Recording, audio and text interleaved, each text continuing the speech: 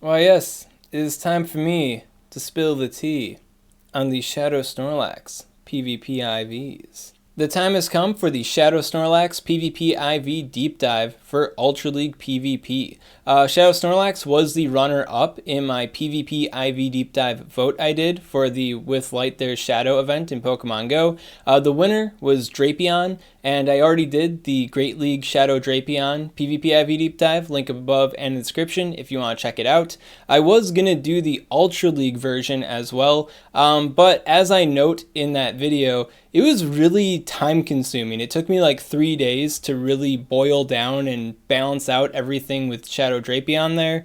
And the runner-up was Shadow Snorlax, and I felt before the event was over I could get Shadow Snorlax done because Shadow Snorlax looked a lot less complicated than Shadow Drapion, and I was right. It took me like less than 2 hours to figure out Shadow Snorlax here. So I may do Shadow Ultra League Drapion in the future, but for today, for this video, we're doing Shadow Snorlax. And I got the same quick note for you guys as with the other Shadow Pokemon PvP IV deep dives. These are Shadow Pokemon, so your ability to capture hundreds of them is very unlikely, so the chances of you getting a premium, optimal, perfect IV spread on a Shadow Pokemon is abysmally low compared to any other species. As a result, you should treat this guide as like a catalog of breakpoints that you should look out for to help you choose your personal best Shadow Snorlax to build for Ultra League PvP.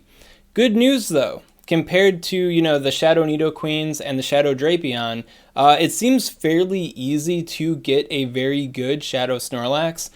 There are about 251 to 351 different good PvP IV splits, so when you consider probability, it should take you about like 11 to maybe 26 captures on Shadow Snorlax to get one of the PvP IVs highlighted in this video. So good news. Does the Swagman have it? Well, apparently I only have 3 Shadow Snorlaxes, but one of them does make it. It's pretty gross. It's like 2,478 or something like that. I don't think I'm going to build that one just because it hits so poorly in terms of the CP there, but if I do want to build a Shadow Snorlax for the Ultra League, I can rest assured knowing that mine meets the minimum checkoffs. And when it comes to a table of canned IVs for you guys, I actually have a really special treat for you later on in the video. It's going to make everything way easier in regards to you figuring out your PvP IVs while using these guides. So make sure to watch the whole video. You should be doing that anyways. Starting out with the attack breakpoints, I'd say the goal attack stat for a Shadow Snorlax would be 138.09. With that attack stat, you can get a breakpoint on Politoed, allowing you to beat it in all even shield scenarios, even if they land the Earthquake, because you're getting that lick breakpoint on them. So instead of being a bait dependent, ooh, who's going to land what kind of situation, the match is much more in favor of Shadow Snorlax. And this attack weight also gives you a breakpoint on Sylveon, enabling the 1-1 shield scenario. So they spend 1 shield, you spend 1 shield, and you're able to beat it.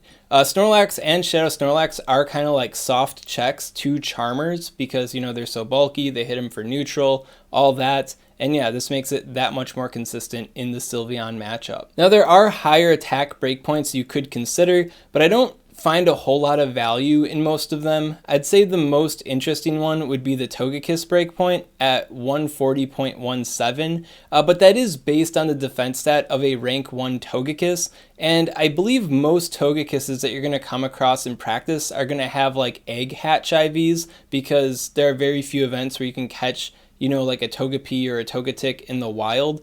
There have been some, so the rank 1 Togekiss may be out there, but I feel like it's so infrequent, so unlikely that preparing for it might not be the best idea.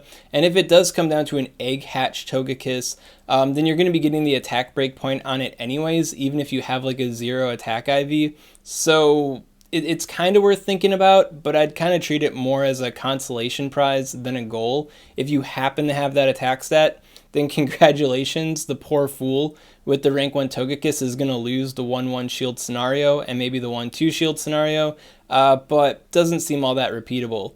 And then to add to that, when it comes to the 1-2 shield scenario, you need basically like a 249 HP stat, which is like you're basically playing with like rank 1 tier HP there. So the Togekiss situation just seems a little bit unrealistic to pursue there. And then there's other constellation breakpoints as well. At 139.16, you get a breakpoint on Trevenant. You already completely dominate Trevenant in every single way imaginable, but now you dominate it even harder.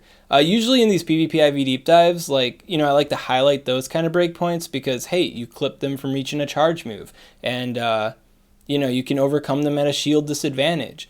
But Shadow Snorlax already doesn't have like any problems just annihilating Trevenant, so not really a goal attack stat, but if you happen to have it, that's another cool thing that you can do with it. And then finally, there's another constellation type attack breakpoint on Giratina Origin Form at 141.29. You can get a breakpoint on it. It doesn't change any of the matchups. You still completely dominate Giratina Origin Form, but I guess it does close the fight out sooner. And that is like a ghost attacking a normal type Pokemon that has normal and fighting type charge moves. So it is a very time consuming fight. So I guess getting the breakpoint could make that a little bit more bearable to put up with. Then moving on to the defense breakpoints, the recommended defense range is going to be 129.38. I would say that's the goal defense, and if you can go higher than that, then fantastic. The minimum that I'd feel comfortable with would be 128.58, but you definitely want to have the 129.38 or higher. So what's happening in this defense range? Well, you can get a breakpoint from Dragon Breath Giratina, which can help you overcome it at a shield advantage. So it's a matchup that's already super bad for you, especially if you don't have Earthquake, and it can make it almost kind of manageable if you got that defense check on it, so definitely worth pursuing there. This defense range can also get you a defense breakpoint from a raid weight, so a relatively high attack weight, Ice Shard Lapras, giving you more potential in the 1-1 shield scenario, and maybe some other situations as well. It really does depend on which attacks are landed and which ones are shielded. Are they using Skull Bash, or are they using Ice Beam? Are they going straight Surf? Did they shield your superpower, or are you just using Body Slam?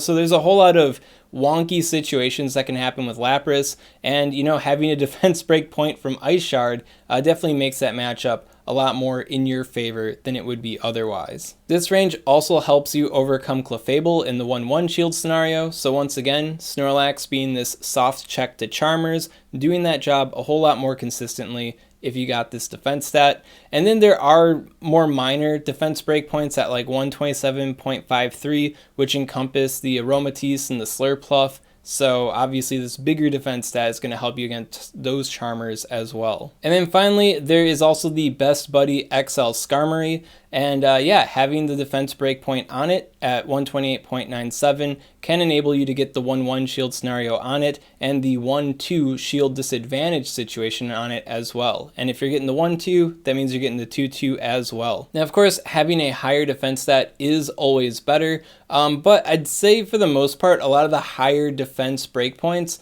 are a little bit unchaseable. For example, the Shadow Dragonite, you can overcome it in the 1-1 shield scenario, and regular Dragonite, you could potentially overcome it in the 2-2 shield scenario.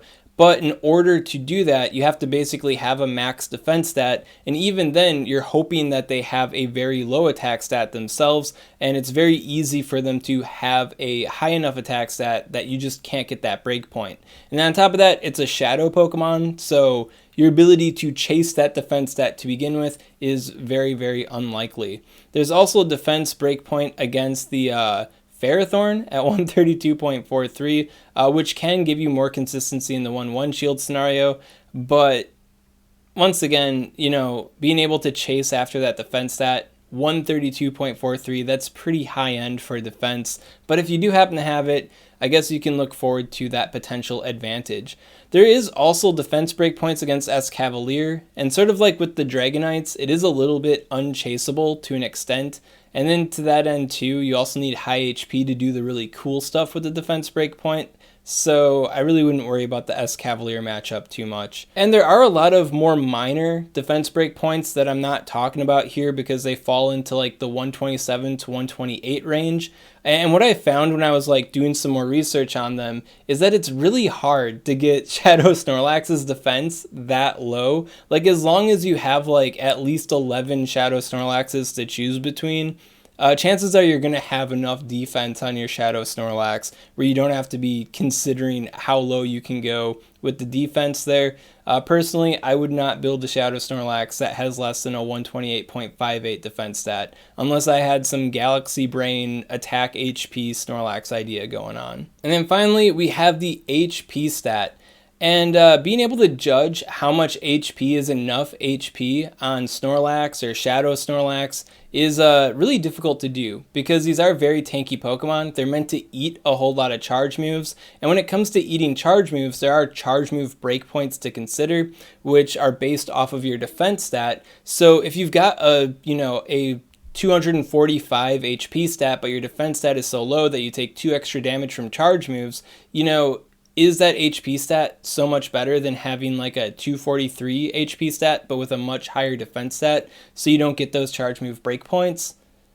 Are you following me here? Like it's pretty complicated, but basically it's like if you've got the big armor, you're taking less damage, and if you're taking less damage per charge hit coming at you, you don't need that big of an HP pool. And then also to consider, Snorlax is meant to sponge a whole lot of attacks to begin with, so it's like how much prior damage is happening to Snorlax here. At any rate, just to make things a little bit more simple for you guys, looking at a whole bunch of different even situations for Shadow Snorlax, I was noticing that 243 HP was very safe for Shadow Snorlax. As long as you got that HP stat, you should be able to do basically everything any other Shadow Snorlax should do just fine. 244 is a teensy bit safer, especially when you consider your defense stat versus your opponent's attack stat. I wouldn't worry about it too much, but higher HP is always going to be better than the lower HP. Then if you want like a HP breakpoint of sorts, the next like safe haven that you could try to lunge for is 247, and then after that you basically need to have max HP in order to do anything extra special. So yeah, but 243, that's fine with me. So the time has come for the canned IVs, and like I mentioned earlier on the video, there's like 251 to 351 different IV splits that are good for Shadow Snorlax. So how do you navigate all those different IV splits? How are you going to follow a table in a video to do that comfortably? Well, if you use PvPIVs.com here, you can actually do it really simply because here we got set up for Snorlax in the Ultra League. And then here you can set the attack, the defense, and the HP range for the IV splits that you're looking for. So like I said, a 138.09 attack stat, and then a 129.38 defense stat, and then a 243 HP stat, right? So all the splits that show up on this screen are going to be splits that fall into that range. Now this is only showing 10 because I have it set for the top 10. If I make it top 1000, then it's going to run all the way to the cap here. And yeah, here are the 251 different IV splits that fall into the SwagTips approved Shadow Snorlax PvP IV splits. Very easy for you to just punch in and access yourself using PvPIVs.com. And better yet, when you do these kind of things on PvPIVs.com, it makes its own unique web URL based on those splits. So if you just cannot be bothered to punch in a couple numbers on a website, linked down below in the description here, I'll have this string here for you, which will take you directly to this table of IV splits. So yeah, making this a whole lot easier. Now I said 251 to 351. If you do just axe the attack stat completely because you don't really care about the Sylveon or Politoed IVs, well then 100 more splits become available. So if you are using attack as a dump stat, then you've got 100 more options for your Shadow Snorlax here. So yeah, thank you guys at PvPIVs.com for creating this website. This is a very, very useful tool and has made my whole PvPIV deep dive research a lot easier since I discovered it. So check this thing out. And that about wraps it up for Shadow Snorlax and Ultra League PvP. What did we learn today? Big bulk for Snorlax is the way to go. Ever so slight attack weight though, and you know, Sylveon and Politoed, they will be crying. Then there's also CMP to consider as well. At any rate, if you got any questions on this content, of course, comment below, let me know what's up, and I'll be happy to help you out. And if you enjoy this kind of content, you want to see more like it, well, make sure to subscribe to SwagTips. SwagTips. I'd also like to give a special shout out to these Patreon supporters. If you want to support Swagman on Patreon, link in the description. So last time I mentioned XL Best Buddies Skarmory in one of my PvP IV deep dives, somebody commented saying I'm not considering the Corviknight meta in the future because Corviknight is going to be exactly like Skarmory but much better. If you don't know what Corviknight is, it's this Gen 8 Pokemon here. I got a Lego set on it, or a Lego knockoff set on it.